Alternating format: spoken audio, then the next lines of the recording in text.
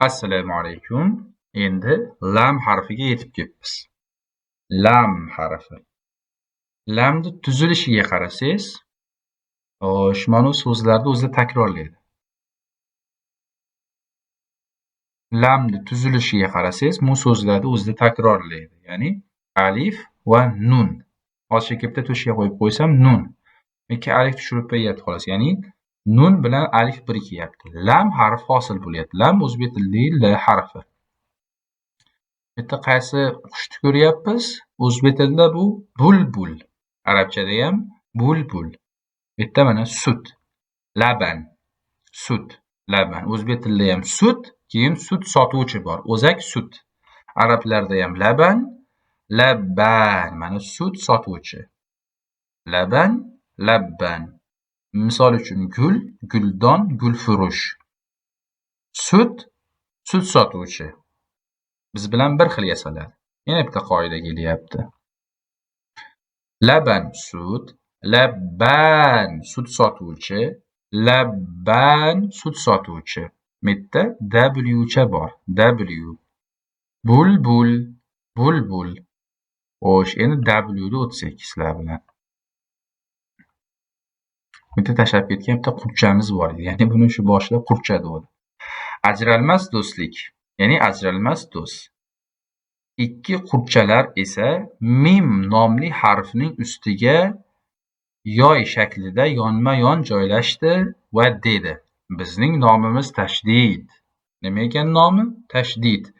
Agar bizni biror harf ustida ko'rib qolsangiz, o'sha harfni har birimiz uchun ikki, ya'ni har birimiz uchun bittadan o'qing. Ya'ni 2 marotaba o'qing deyishdi.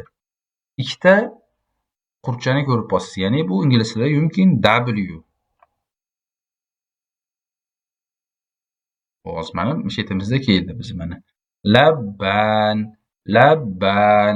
Necha marta o'qiyapman? B mana. Labban. Bada sukun bor. O'zbek tilida ham bu ikki, ukki. La yo'q degani. La biror narsa so'rasa sizdan unga nisbatan yo'q javobini bermoqchi bo'lsangiz, la. La ya habibi. La. Li menda bor. Li menda bor. Lana bizda bor. Li menda bor, lana bizda bor. Xo'p, endi shu yerdan gap tutsak. Menda bor sut demoqchi bo'lsam, arablar shunday deydi. Sut menda bor demaydi. Menda bor sut deydi. Li laban. Li laban. Li labban. Li labban. Ma'nosi nima bo'lyapti? Menda sut sotuvchi bor. Bor o'zbek tilida eng oxirga o'tib qoladi. Li bulbul. Li bulbul. Menda bulbul bor. Lana bulbul. Bizda bulbul bor. Laban. Nima edi? Sut. Labbanchi. Sut sotuvchi o'zak laban. Bulbul. Bulbul to'g'ri topdingiz. Li menda bor. Lana bizda bor. Xo'p, mana endi ularni yozib qo'ydim.